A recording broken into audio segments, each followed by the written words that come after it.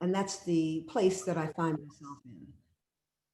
And I want us all to remember, because I've gotten so many calls from some of you who have joined us tonight, and just all across the country, people feeling very bad, very sad, very depressed, and angry.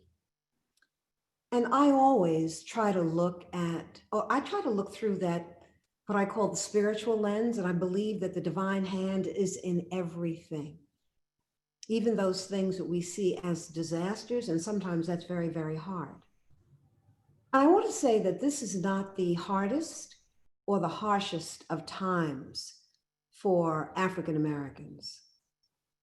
Our hearts ache for the family members who have lost their family members, who've lost their sons and their siblings and their beloveds. Our hearts ache for them. It's a pain that's beyond description. This for Black Americans and for the nation is really, I see it as a Bloody Sunday event. Bloody Sunday are people trying to cross the Edmund Pettus Bridge or on their knees praying. And mounted police with everything, bullets and bully clubs, beat them badly. And that went viral. And it changed things, because you can talk about Jim Crow, you can talk about being isolated, you can talk about not being able to own property, not having the things that our children need in schools, the over incarceration of our young, but nothing has resonated. Nothing has resonated like this horrific death that we saw. And because it wasn't the 30 bullets or the 20 bullets or the 15 or the 5 where there's instant death and then you move on to a commercial because you saw it on TV and you feel horrific, you feel horrified, but you move on. What we saw was barbaric. And it lasted minutes. It lasted, I hear, 8, maybe even 10 minutes. And that has changed things. And what we're asking tonight, our guests, we have an incredible panel, and we have the remarkable one, the man who we love and I love so deeply, Roland Martin. We're looking for solutions. That's what CARES is about. The National CARES Mentoring Movement is really about solutions. And these, our community gatherings, our community wellness gatherings, they're not so much about analyzing this is what happened. They're more about how do we fix things and what role is each of us going to play. And we had a call last night, and we heard from some of our CARES leaders about young people wanting to join organizations but don't know where to go. And a lot of people are just ready. Chelsea, do this here. Shift this camera for me.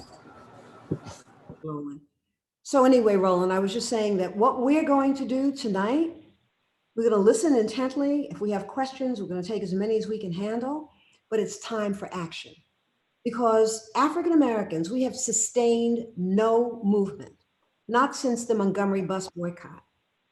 And this is a moment that has come to us, I believe, I mean, even though it's a painful one, I believe that it comes from beyond, that you could not even make up something like this, that there's a pandemic.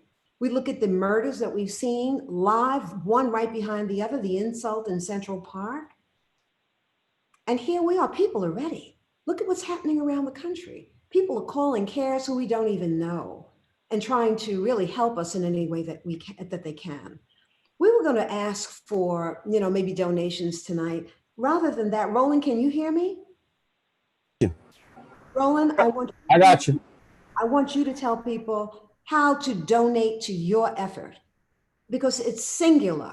There is no other news show that we can turn to and see what's happening from the African American perspective every single weekday in this nation. Everything else is gone. We've lost most of our radio stations, our TV stations. The one that we have that was all Black owned no longer has a news program. So tonight it's about solutions. We're going to listen intently. We want to step away from this saying, this is the piece I'm going to take. I'm involved in housing. For me, it's education. For me, it's reentry. For me, it's the over incarceration of. For me, it's healthcare. Whatever your lane is. And then what we're going to do, we're going to do research with a whole host of organizations and have probably thousands of organizations in cities country that people can join and build. Finally, Roland, I want you to tell people where they can donate to you, because you know what we don't do as African Americans? We don't support our organizations. We support our families, we support our churches, but we don't support our organizations, and they're struggling. Black Lives Matter. How could Black Lives Matter be struggling for money? Because in this environment, people are not donating. Our children, our cause, our community, we need our allies, and many of them are with us tonight, people outside of our race. But we, as Black people, have to make sure that we are investing in those entities that are invested in our forward movement. This cannot be a Jenna moment when it's Jenna, Gina, where everybody is marching down and then it's over and we forgot, what was that again? No, this is different and we're going to sustain this movement. So with that, Roland, well, I'm actually not turning to you yet. I'm turning the microphone over to Stephen Powell. Stephen, you're laughing, but you get ready to tell us where to donate to you because we're going to. I got you. Okay. So Stephen Powell is our Chief of Programs and Partnerships. And Stephen, I pass the microphone to you. Thank you, Susan, and greetings, family. I just want to go through a few community agreements before introducing our amazing guest this evening. We ask that you clear your hearts and minds for committed listening.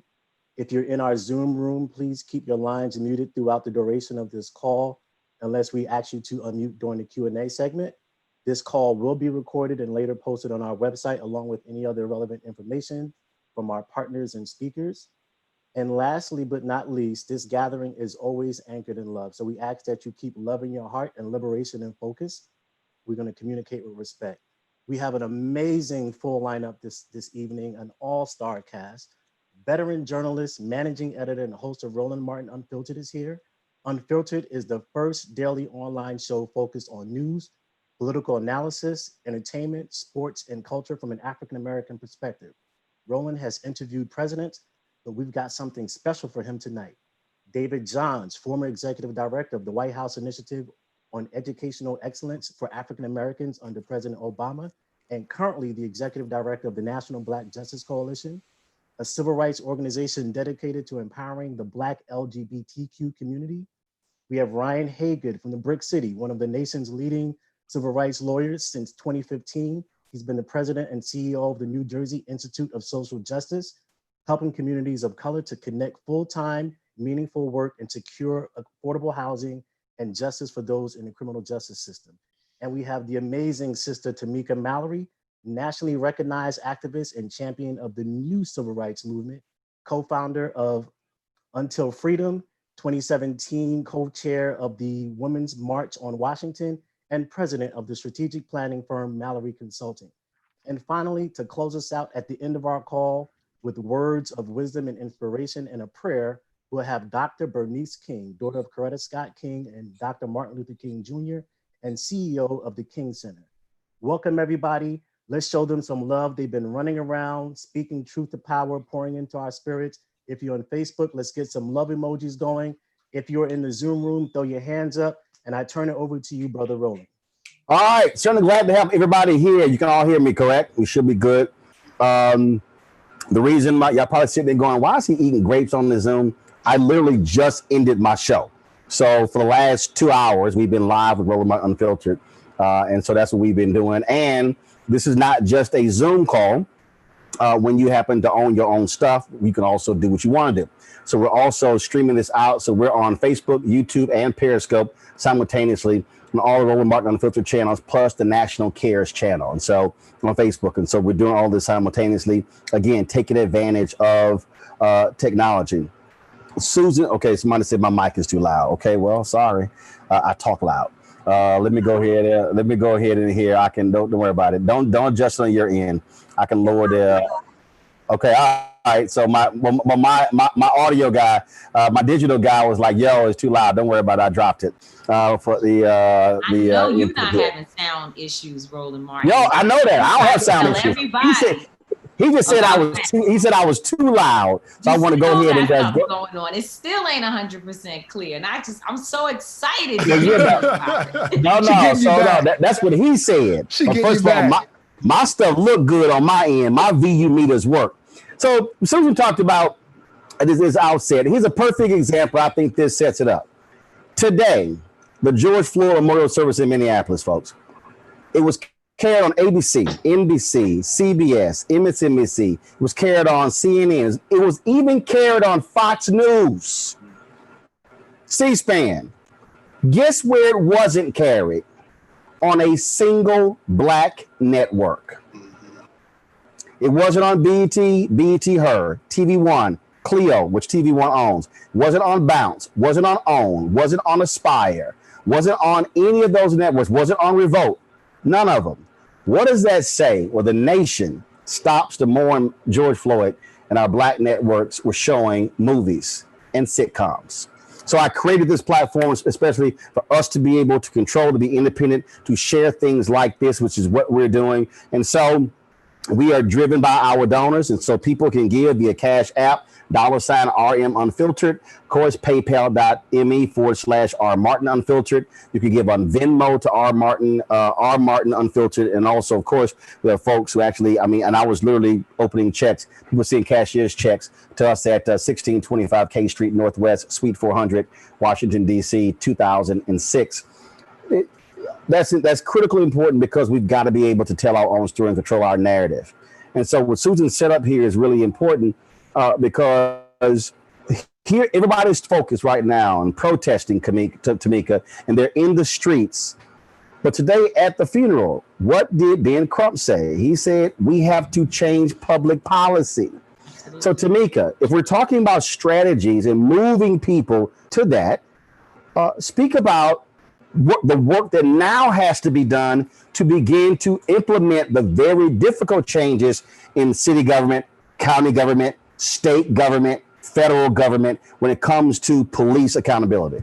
So one of the things I found out, first of all, let me just pay homage to Susan Taylor, the incredible, the great Susan Taylor. I am just elated to have this space and that thing that we were doing. Can we do that again, everybody, for Susan Taylor? No. Yes, for you. You're just such an inspiration to me. Thank you for having me. One of the things I realized, Roland, and it was really it crystallized everything for me when I was thinking about the choke. And I said, okay, in New York, it took us 5 years to get Daniel Pantaleo fired for choking Eric Garner to death, but he ultimately was fired because the chokehold is illegal in New York.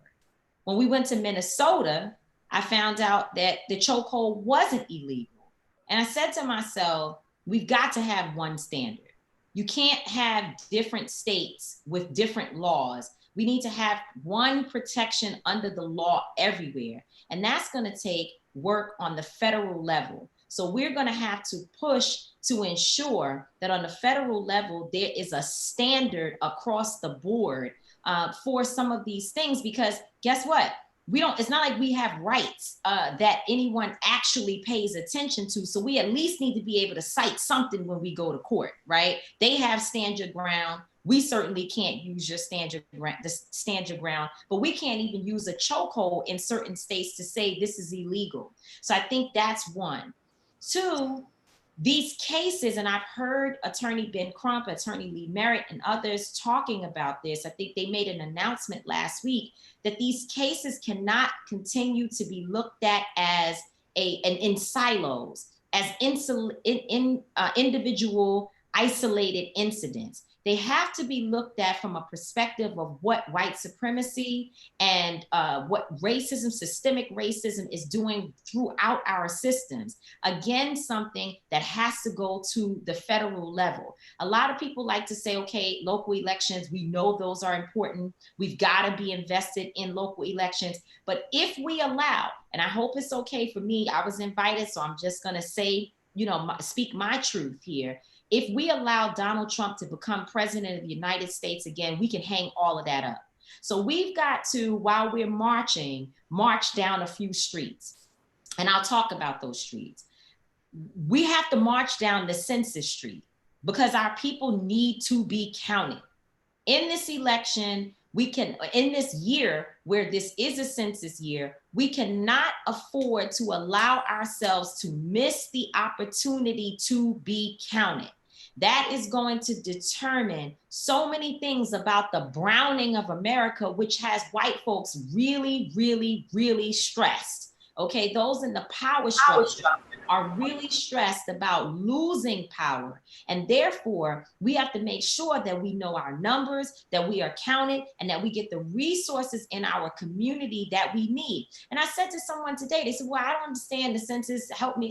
Listen, if you live in a place where there's a public hospital and they don't know that Black folks actually live in that community, they won't have the resources at the public hospital to address the types of concerns that people of color and that Black people particularly have. So this is not just about politics. This is about your life. This is literally about your life. So we've got to march down the street of the census. Then we've got to go register folks. Listen, after this COVID-19 experience that we have just gone through and are continuing to suffer through, we need to know that 100,000 plus Americans have lost their lives because of the incompetency of the American government. And as a result of that, where we know that the majority or a disproportionate number of those individuals were Black and brown folks, and particularly Black folks, what you are going to have are people who feel disenfranchised. They're mad as hell. They don't even understand why they need to vote. Grandmama is gone. They might be too afraid to show up at the polls because we're hearing that there may be another wave coming of this coming in the fall. So we have to register people like we've never registered to vote before, because we need extra people. Some of our seniors are no longer with us. You know, Miss Mary, who used to go out, Roland, and get people registered to vote, she might not be alive because of COVID. So we've got to actually go down the street of registering people to vote. And then finally, we can't just register or just talk about all these things and not show up at the polls. And we know if it's raining, if it's snowing, if it's, if the conditions aren't right, if we got an attitude, if somebody scares us and tells us that the polls are dangerous, we may not show up, because sometimes we can be that fickle. And to be quite honest, again, me just being real, I don't feel like I have a candidate that I really love in this race. But I understand that this is not about who I love. It's not about who I like. It's about the fact that there is imminent threat. There is a boogeyman in the White House. Now, should we operate only based upon that? No. We need to demand things from Joe Biden. We need to make sure that he's accountable to our communities. But at the same time, at this point, we must get this man out of office, and we have to do everything possible to make that happen. So I think those things are necessary in this moment. So the reality is this here. The reality is, when you talk about, David, when you talk about mobilizing, organizing, it's not tied to political party. It's not tied to who is on the local level, who's in DC. It's really issues that you care about. And so give us a sense from your perspective, what we should be focused on in terms of how do we begin to organize and mobilize people. So for instance, you can have thousands of people who show up, right? And literally, just so everybody understands, our office, we're at 1625 K Street, 16th and K. We are 2 blocks. You go up 2 blocks, we are standing right in front of Lafayette Park. The White House is right behind it. So all these protests have been happening right here on our corner. So David, thousands of people. But what I've not seen, and maybe it's been happening, but what I've not seen, David, I haven't seen data collection. I haven't seen folks getting names and numbers and things along those lines, because when it's time to now try to get legislation on Capitol Hill, to make that point, you're going to need people knocking on doors. So they come out for a protest or a rally, but you got to be able to mobilize and organize them to get legislation passed. Speak to that point.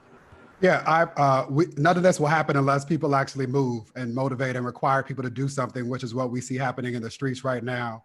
What we are trying to do is 2 things. One is highlight, it's not being covered on the mainstream media. You know this, Roland, that's why you do what you do. But there are organizers who have been in these streets, who were there before COVID, who were there before the cameras, who'll be there long after this moment has moved past us, who are organizing and who are collecting names and data and trying to supplement the work that the Democratic Party should be doing. We're trying to sharpen Joe Biden so that his team is able to do it as well.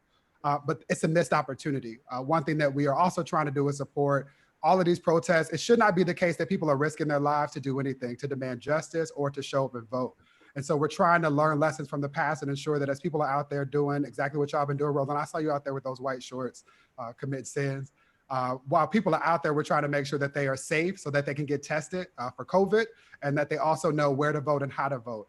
Not only is it important to ensure that we're focusing our attention federally, I echo everything that Tamika said. Anybody who knows the work that I've done understands that I co-sign that, but we also have to help people understand the importance of voting in the quadrants, right? So Mike Muse has a campaign called Vote Your Quadrant, where he's trying to help people who are really frustrated with everything that Tamika talked about and the fact that our vote is often taken for granted. Right. And so while we do the work of sharpening Joe Biden, there's work to be done at home. So many of the people who are in positions of power, when we think about the loss of life that we're responding to, are the district attorney, the police chief, or the sheriff's officer, the mayor, right? Those are the people that we need to be thinking about and pushing at every level. And if we don't vote those people out of office who are in our way and make space for people who care about the things that we all care about on this call, then we're going to continue to come back to this very point. Ryan, at today's memorial service, Ben Crump, in his portion, he talked about all of the lawyers who they're working together. But one of the things that people don't really pay a lot of attention to, as far as I'm concerned, is that all of that work you have to do, it has nothing to do with a civil lawsuit settlement. It has nothing to do with, because you have to be about changing the laws, changing the procedures. And so from your perspective, how do you see moving people to action so the protest and the anger and the frustration is not in vain? Mm-hmm. So Roland, I appreciate that question. And Susan, I appreciate your early framing of this conversation. You described this sort of as our Selma moment. And I do think about this being our Selma moment. We can draw inspiration from the way in which change was effectuated on that bridge that connects Selma to Montgomery, the Edmund Pettus Bridge. And as folks know, people literally put themselves in harm's way to move this country closer to its high ideals and away from its low practices. But that march was designed, Roland, to your point, to effectuate structural change, to effectuate changes in the laws. And that march, as folks know, led to the Voting Rights Act, which within one generation led to the election of the first Black president, who served for 2 terms and who appointed 2 Black attorneys general, the first Black male attorney general, the first Black female attorney general. And I think if there's a lesson about our existence as Black people in this country, if there's a theme, it is that democracy for us has always been a contested enterprise, right? Marked by efforts to expand the electorate, followed swiftly by efforts to scale it back. So you cannot have, as history goes, as we all know, you can't have a Black president named Barack Obama without then having swift efforts to scale back democracy to allow for white supremacy to be restored to the White House in the form of the current president.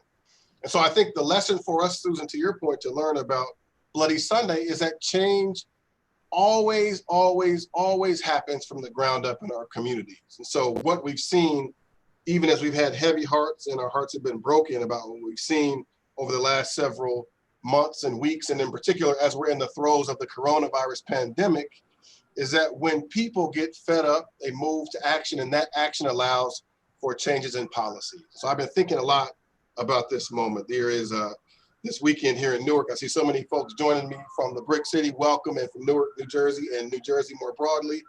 And we had some incredible protests this weekend. Newark stood out among the nation in terms of the way we protested fiercely and let our voices be heard. But it was interesting to see those protests, and in the throes of the protests this weekend, I was on social media and I saw our governor, Governor Murphy, tweet that Black Lives Matter.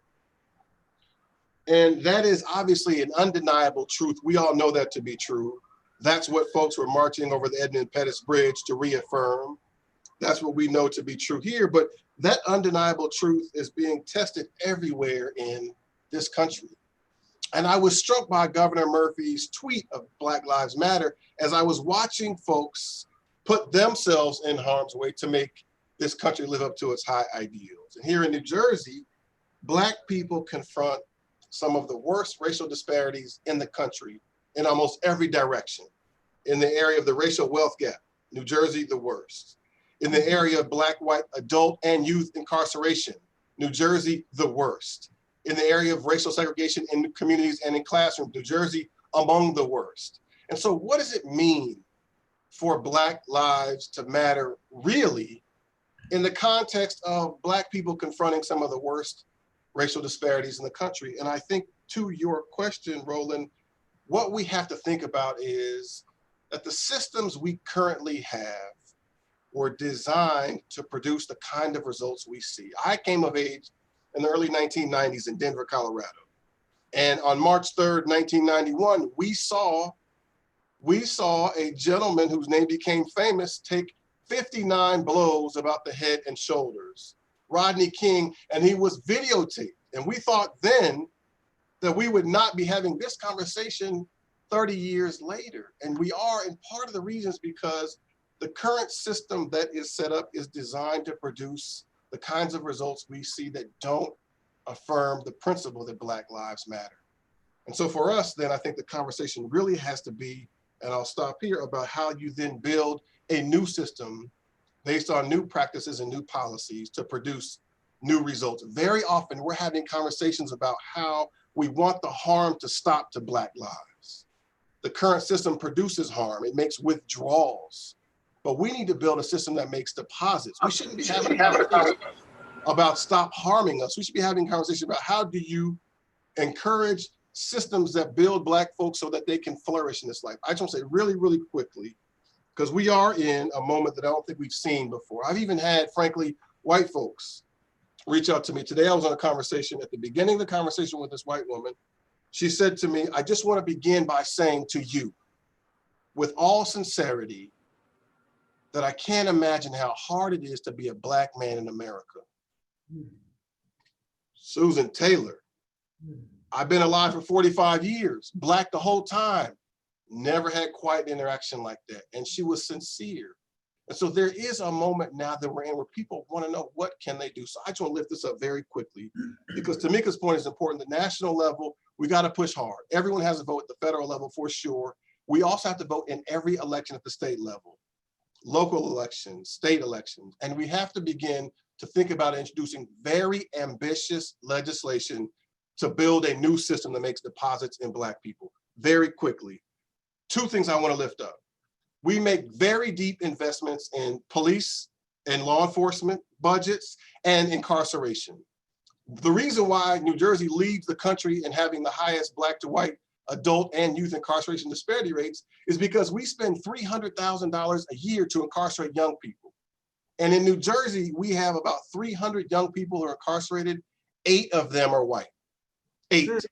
Even though Black and white kids commit most offenses at about the same rate, we spend $300,000 a year to make specific investments in incarcerating Black and brown kids. And it also follows in the adult system. And so why these racial disparities exist is because we invest in a system that invests in doing racism that impacts Black people. We have to focus on policies in every state that reduces the law enforcement footprint, that reduces the youth and adult incarceration footprint, and begins to reinvest those dollars on the front end in building communities, on the back end and helping to facilitate rehabilitation and reentry. Finally, I just want to say this really, really important point. A conversation has been happening for years about repairing the harm that flowed from American slavery. New Jersey is a place where slavery took root very, very deeply. There's an opportunity across the country for us to work in each of the states that we are in, to stand with courageous legislators, to introduce legislation in each state that requires each state to take responsibility for its role in American slavery, point 1. And then 2, to build systems to respond to the original and enduring harm. We did this last November in the 400th year anniversary of when Black folks arrived in Jamestown, Virginia. And there's legislation like this that can be introduced in every state to finally begin to have the conversation we haven't had yet about the role of American slavery in shaping the policies we see its enduring effects, and how we respond to it through policy and legislative change. Mm. Tamika, you got folks though. There are people out there who say, "Look, I can't do nothing. I can't do nothing. I don't really know what I can do. I can't change this. I can't change the police department." And they also talk about this whole idea, obviously, what's happening with police departments and white supremacy. But let's be honest. Let's be clear. The case just in Atlanta, where 2 black students were snatched out of the car, one Morehouse, one Spelman, tasers fired at them, gun was pulled out. 5 of those 6 cops were black. So when we talk about police departments, we're also dealing with race. We're also dealing with the color of the blue line as well in terms of that system. Speak to the people who believe that they just don't have the power to be able to affect change. And they're just like, I don't know what I can do. There's nothing I can do.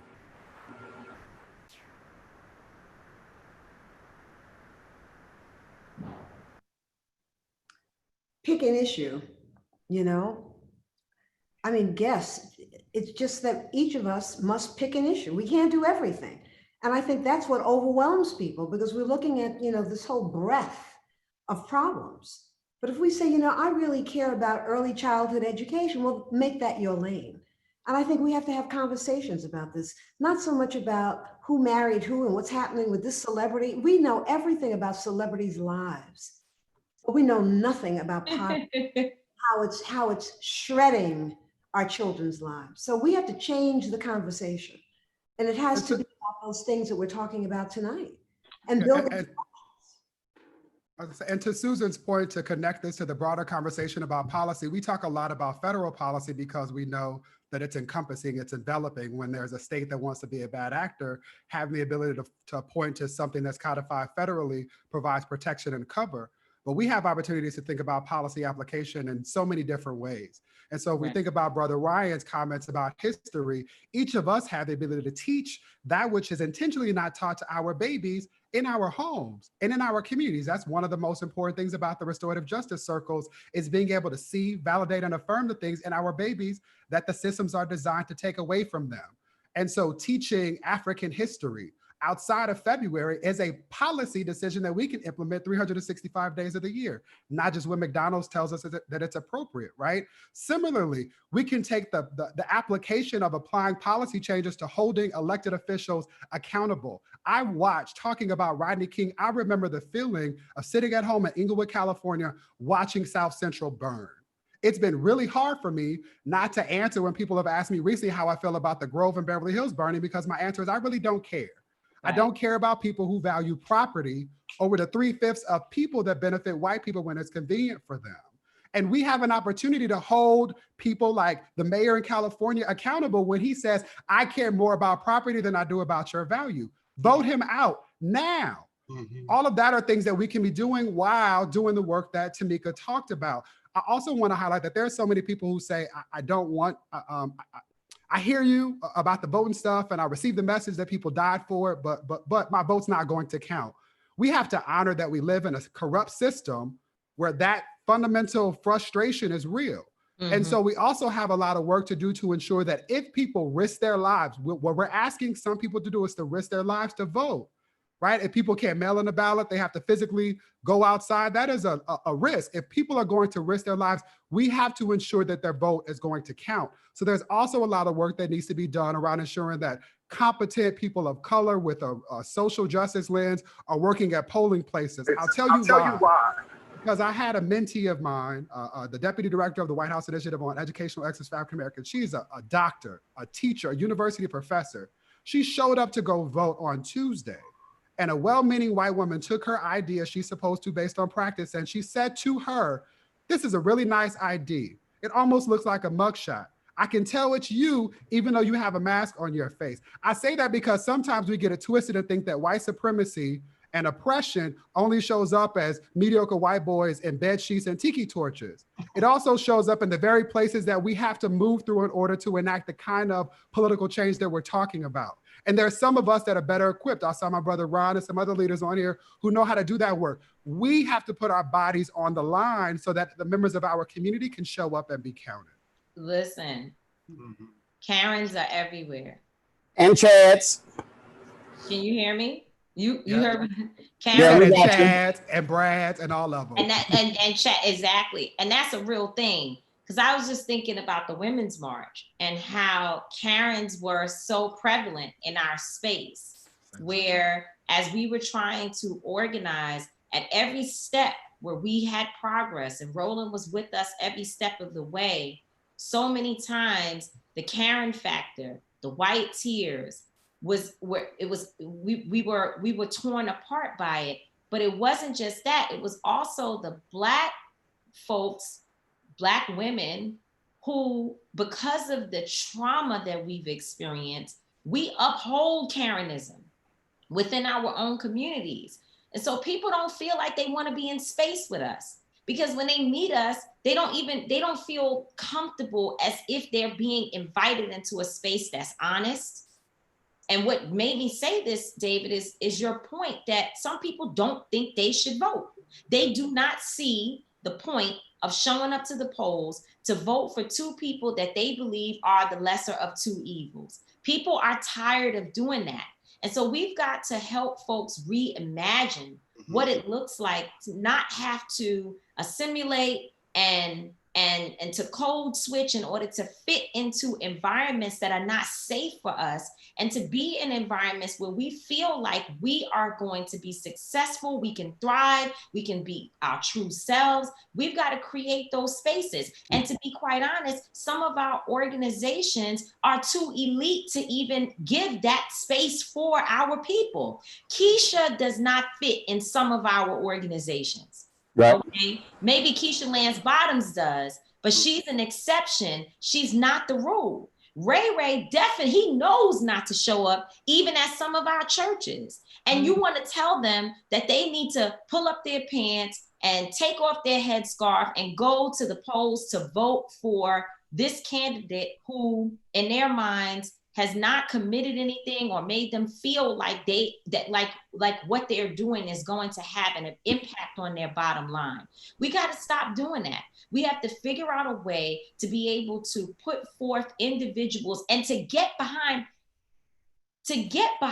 those individuals, and to not be so afraid or so boxed into what folks say, what the DNC says, what the RNC says, what the so-and-so says, where the big money is coming from, where labor unions are, that we are unwilling to imagine a world that exists without police in our communities, a world that uplifts the most marginalized communities, a world that is healthy. We have to figure out what we need to do to push our people past this place where they feel like they're being forced to make decisions that don't work for them in the end.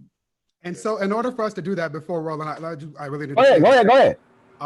And I'm gonna lift up you, Tamika, in this moment, because this morning you leveraged your platform and your space to offer up another name. It wasn't Keisha, it was Ayanna Dior.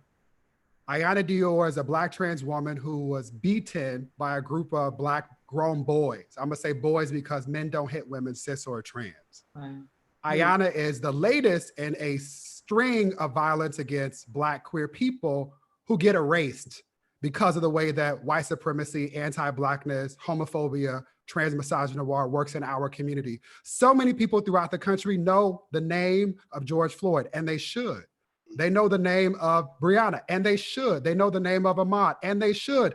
Seldom are Black people saying the name of Tony McDade, a Black trans man who was shot by the police in Tallahassee, Florida, just last week. Within 24 hours before that, he was also beaten, a Black trans man. McKinley Lincoln, a Black gay man shot in the head, the victim of a suspected hate crime in Alexandria, Louisiana. These are Black people. This is June. June is Pride Month for a lot of white people. I say that because the rainbow stuff and the public parades don't really work for us. Most Black queer people live with other Black people. We are always Black.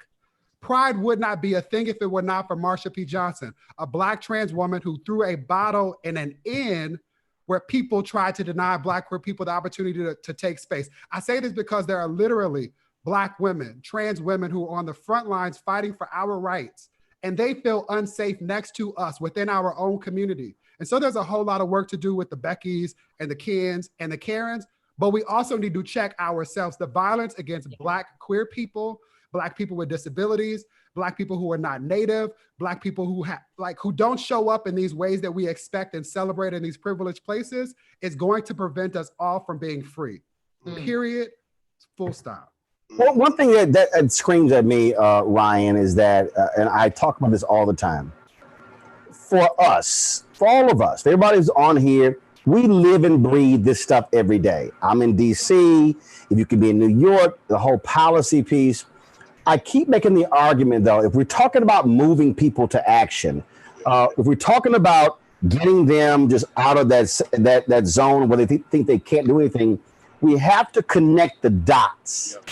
We have to walk people through. One of the things that, and this actually happened right before the coronavirus hit, I was at Dulles Airport, and a brother who worked at the airport came up to me and he said, Mr. Martin, I watch your show. He said, but I got to ask you a question.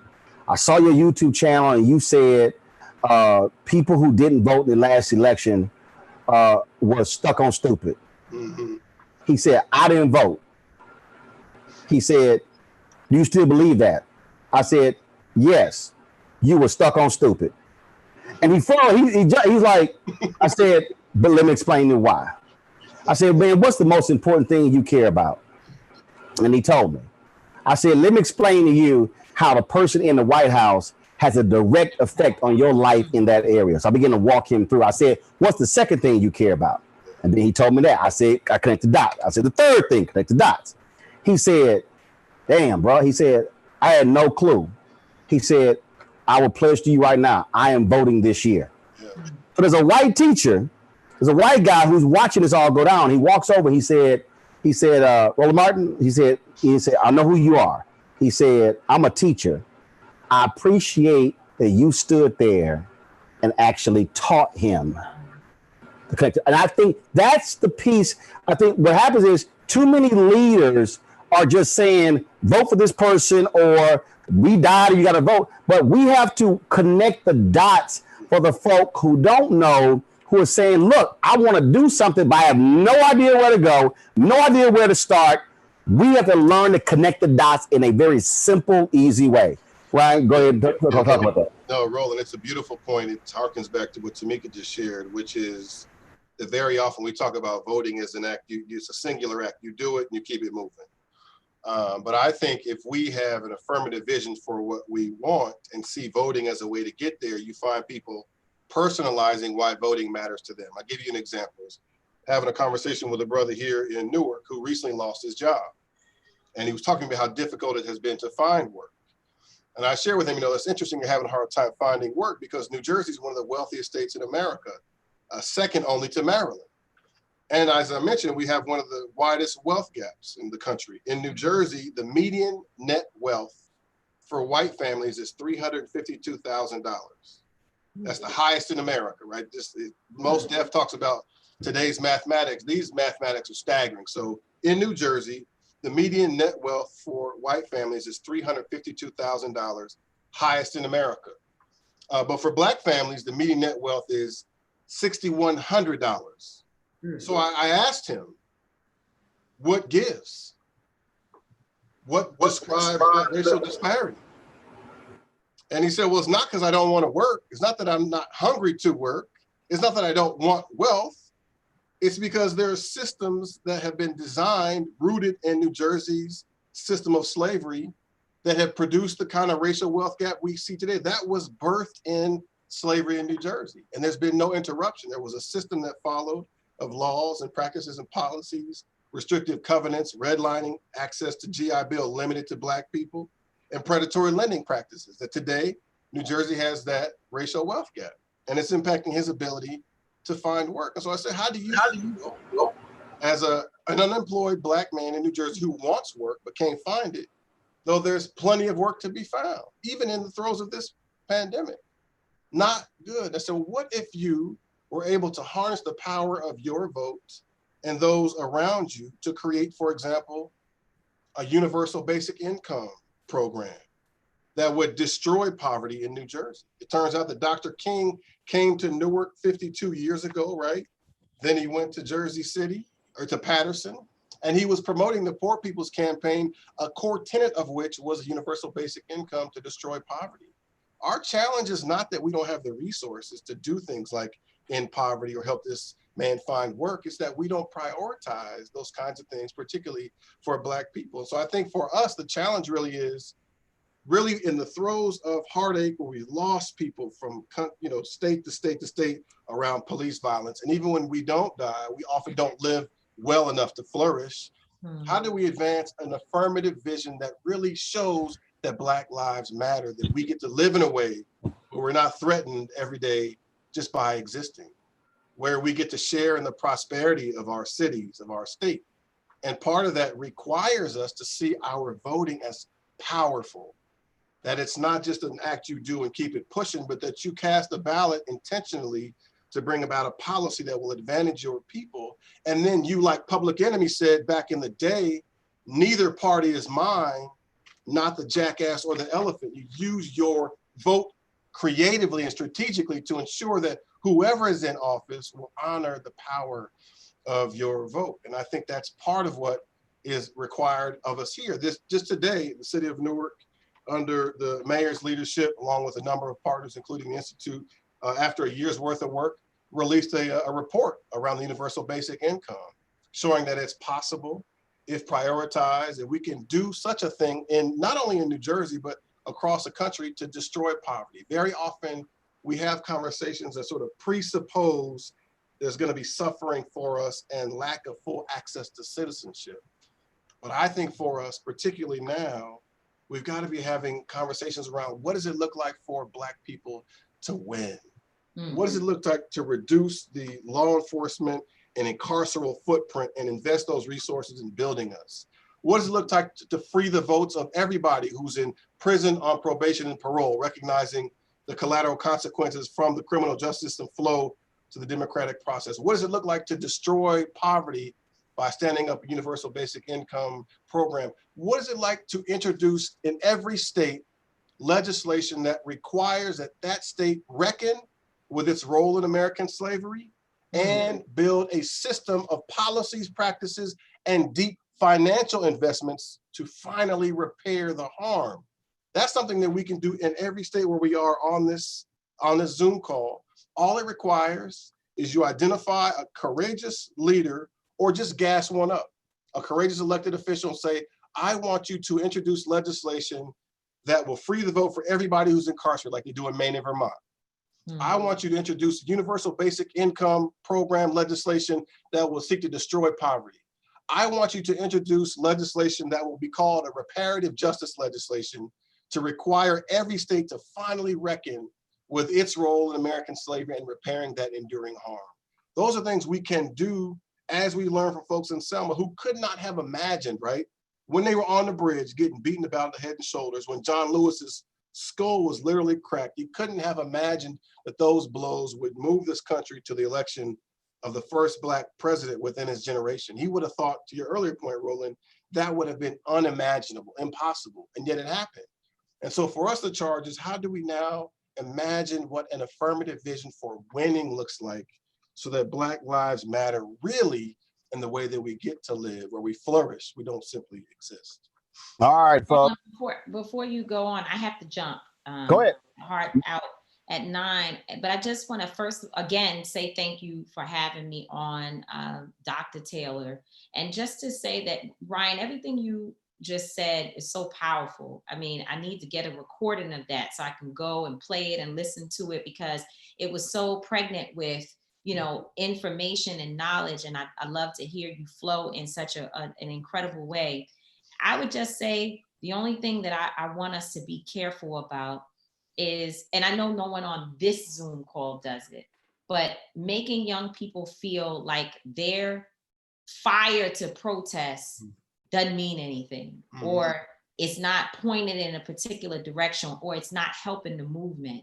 I want us to ensure that we give young people the history of our movements and how Martin, Malcolm, and Huey P. Newton were all necessary. They all had to be at the table in order for us to make a difference. And so in this moment, when when we see protest movements all over the nation, that is a part of the solution. We shouldn't treat it as though the protests are just protests and we need other solutions. Yes, we need to continue to carry the baton. And as I said, allow young people and people in general to understand that they must be marching towards something. But it is a central component to what we saw happen. Voting may have been responsible for the chief, the police chief, a Black man in Minneapolis, who was responsible for firing those 4 police officers who killed George Floyd very, very quickly. That is true. But what worked in this particular situation is that people refuse to go back, just as Susan has said already tonight, that the world changed over the last few days, and we're not going back to what we were before. It's changed over the last few months while people have been locked in their homes under this COVID-19 stay-at-home order. But people left their homes afraid, stressed, with their mask on, and they went to the streets. And I saw young people on those streets. They were being tear gassed, and very similar to what we've seen in the 60s and in Ferguson in the recent history, they picked those tear gas cans up and they threw them back, and they stayed out there. They washed their eyes and they kept on going. They kept on trucking because they realized that they're fighting for their existence. They realized that where some of us are comfortable, they are not. And so I just want us to continue to encourage them to put boots on the ground so that there's fire on the streets while we're dealing with policy and advocacy. There still needs to be an impressive and strong movement on the ground. And I'm happy that they allow me at 40 years old to be a part of it. So thank you all so much. No, you're absolutely right, Tamika. And that's the point there, that all of that activism goes hand in hand. You can't have one without the other. And so we certainly appreciate you participating with us. And girl, we live streaming this. Of course, we're gonna have a recording of it. As soon as we hit in, it automatically archives on YouTube, Facebook, and Periscope. Of course, you're gonna have one. And I need you to do a party for me this weekend for my birthday, my 40th birthday. You know, I don't know if y'all know that Roland throws the brown liquor parties at night with all the old school music. Brown bag. Brown bag. And I call it it's called Club Brown Liquor. D-Nice got club quarantine, and I don't even drink, but y'all know what brown liquor music is. All right, Tamika, we appreciate it. Thanks so much. Susan, all right, folks. Love you. Bye, David. Take care, everyone. All right, we got some questions here. I want to get right to them. Let's see here. Tracy on Facebook, where's the Black agenda that we all honor to hold elected officials accountable? Does that exist? I'll start that off. And then Ryan or David, y'all can jump in. Susan, you can jump in as well. There are multiple Black agendas. First of all this talk that there's no Black agenda is a lie. All of our organizations have agendas. The NAACP has an agenda. They have a report card. National Urban League has one. You have David's organization has one. Fraternities and sororities have one. So we've got to get Black people out of this notion that there's only one leader, one organization, one agenda. I think what happens, though, the problem is when we don't come back to our members to say what we accomplished. So you can put together a great list, but are you achieving anything that's actually on your agenda? That, to me, David, is a problem that I see. Go ahead. Yeah, I agree. To underscore that point, many of the organizations that you mentioned, including the National Black Justice Coalition, you can find our policy agenda on our website, have been lifted and included in the plan that the Biden campaign has released over time. Also, to Roland's point, a number of our organizations and a lot of folks know and follow Angela Rye are working to ensure that we are helping to sharpen the candidate so that as we continue to get closer to this election that is less than 200 days away, he is able to reach those people who are still not yet convinced that he is who we need to support to be our president. The last thing is this: not only do we need to report back on progress, we need to also be better at linking with each other so that we can fill gaps. Yep. Too often we reinvent the wheel. It should not be the case that the Biden campaign has not benefited from all of the energy that went into everybody wanting to trip over themselves to get Barack Obama, Michelle LaVaughn Robinson Obama, Sasha Malia, and Grandma Robinson Obama in that White House, right? That energy has dissipated, but needs to be activated, and we need to maintain it so that the political power that we have only continues to grow. The other point, to Tamika's point about our babies, is that I watched a 17-year-old Black girl violate curfew in New York. And when asked by Ali Velshi on MSNBC if she was worried about the curfew or worried about the police, this is after she talks about her and her friends having been beaten by police officers. She said, no, I'm willing to risk it all. We also, to Tamika's point, not only need to put boots on the ground, we need to put our bodies in the way. It should not be the case that at 17, our babies who should be focused on prom are willing to literally risk their lives for the problems that we have created. The last thing I'll say about that, and I learned this at the last time I shared space with you, Stephen, you, Susan, and Dr. Joy DeGruy, which is that we have already inherited toxic stress and trauma. It is in our DNA. It is embedded in all of what Ryan spoke about and what Tamika referenced. We should be mindful right now about the fact that our babies weren't well before COVID. They definitely are not well now. Yeah. The stress of being at home, of the mental health anguish around not knowing when this is going to end, the social isolation, the disconnection from communities of faith. Our babies are feeling that, even if they don't have the language to describe it. We have to be, if we are aware of nothing else, I know a lot of people are like, I still don't get this policy stuff. If you do nothing else, I got this from Susan, make sure that you are well. Draft a plan to ensure that you do something so that you can be whole. I keep thinking often about in this moment, when those of us who fly, Roland, I know you fly a lot, we see each other on planes, we can recite the video that they play by heart. And they say all the time, in case of emergency, put your oxygen mask on first. We have always been in a constant state of emergency. Black women in particular, and those of us who do this work, we pour into ourselves last. I'm so worried about us ensuring that we are able to continue to sustain this movement. So we got to do work to make sure we're well. Ryan, real quick, and then I got to go to Reverend Bernice King, real quick. I do want to underscore the importance of your point, Roland, about holding elected officials accountable. You know, it's one thing to cast the vote. That's an important initial step. That's the threshold move. But then we have to make sure that those elected officials feel like they can lose a seat that they sit in. Very often, the Black vote is pivotal in putting people in the seat that they hold. And then we don't often do a good job of ensuring that we hold them accountable to effectuate our wills in that office. And so I think that's an important point at whichever level we get folks in office, that once they're there, they feel us. And I want to make a point about the agenda piece. I think David is absolutely right, and you too, Roland, that Black folks have agendas all over the land. You go to any community and you find folks doing God's work to empower Black people. It may not be the case that there's a universal Black agenda, but I think that there is certainly an agenda serving Black people in each of the communities where you find them, including where I am right now in the mighty city of Newark, New Jersey. And I will say this here before we toss it to Susan to bring on Bernice King. Susan's always talking about partnership, just like this here. It does not hurt me if Susan says, hey, can you moderate this and can you share it on your platform? Absolutely. This happened on Sunday. I saw all this mainstream media coverage. I had a problem with what I was seeing.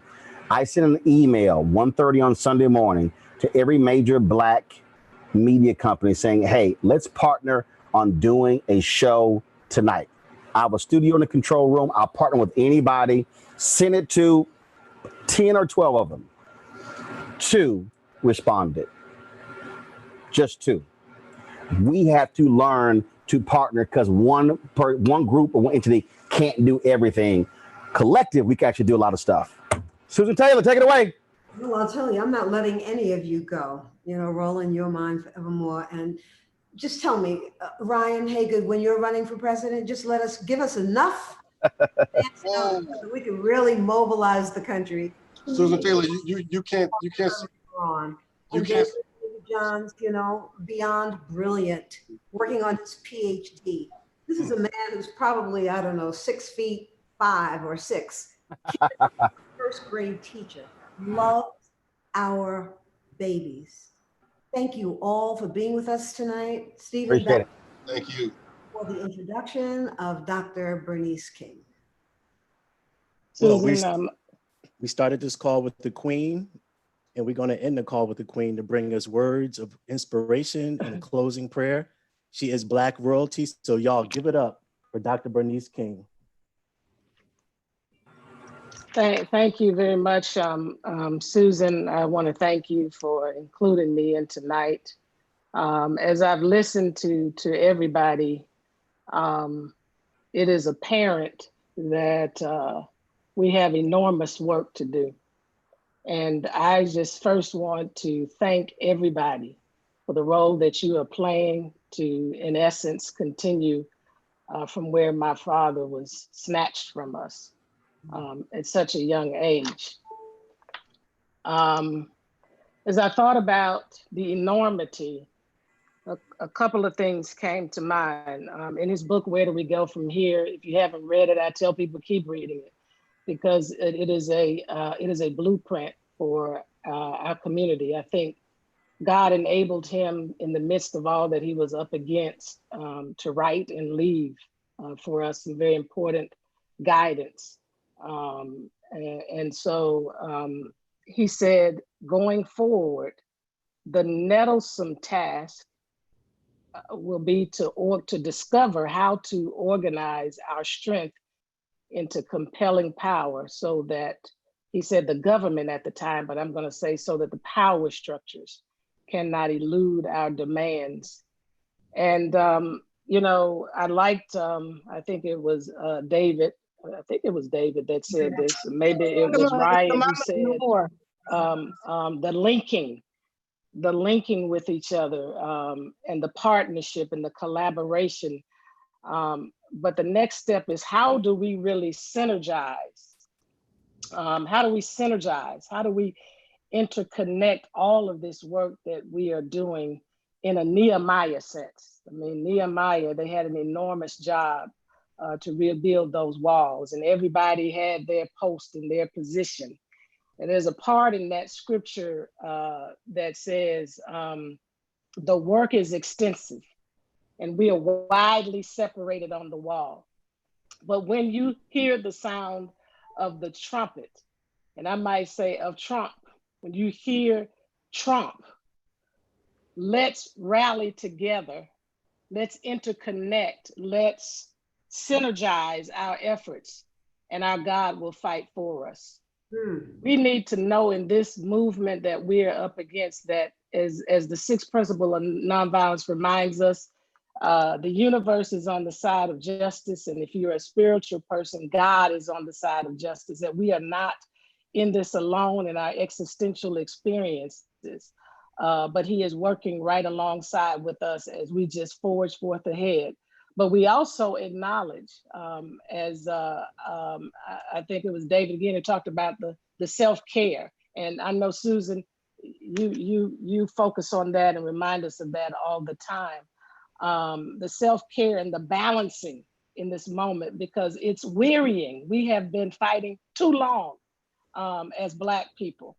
It seems as if we were born in the struggle, to live in struggle and die in struggle. And so if that is our calling and purpose and destiny, we have to have that balance and put that mask on us first. And so there was a story in the movement in 1956, the Bus Boycott, and there was an older woman, and she was walking, and my light keeps going out. I'm gonna let it stay out next time. And she was walking, and someone stopped by and asked, was she tired?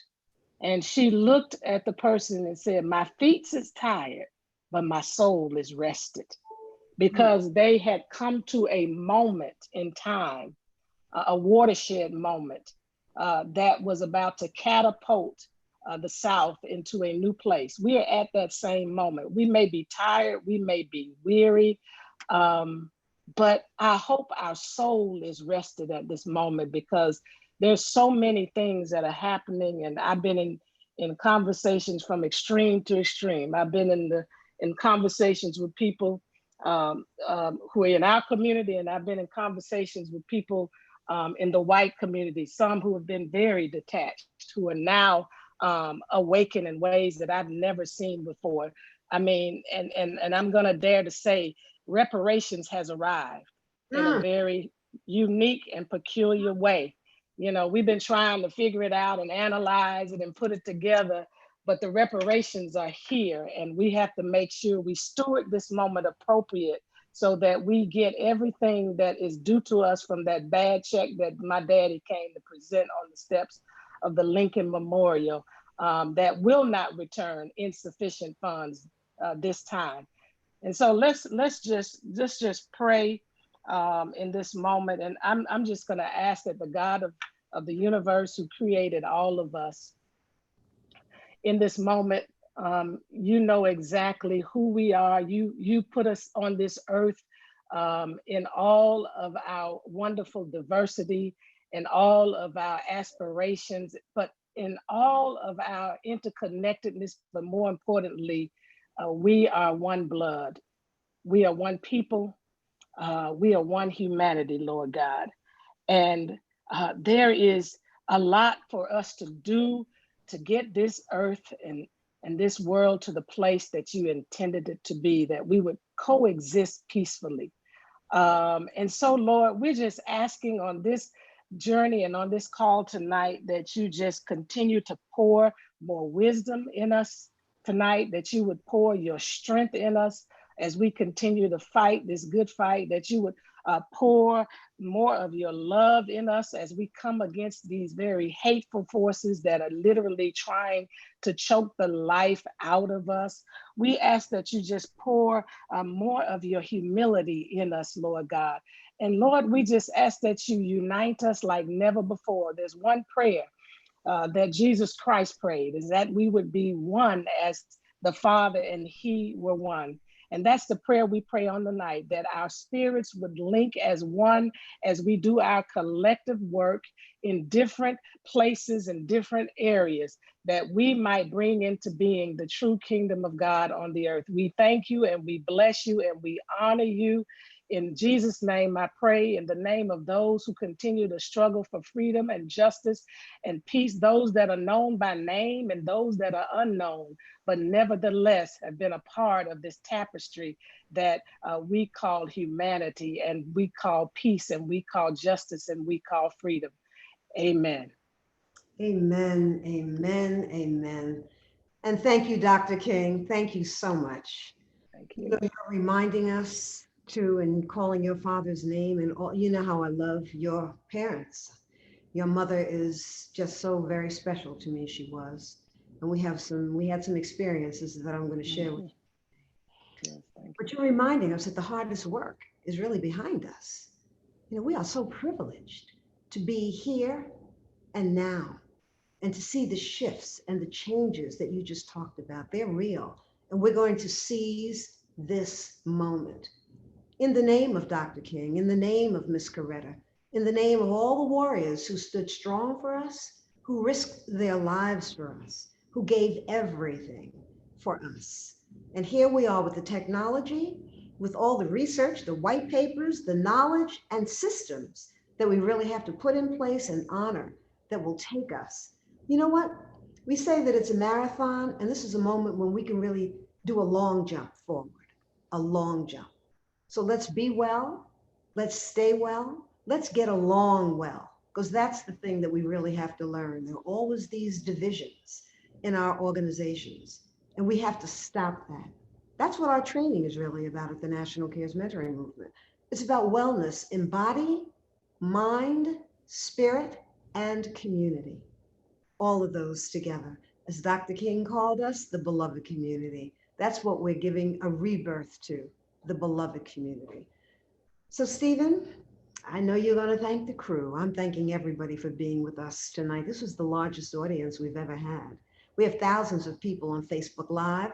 Love and blessings to our Facebook Live folks. And there are hundreds of us right here on Zoom. So Stephen, I'm passing the microphone back to you.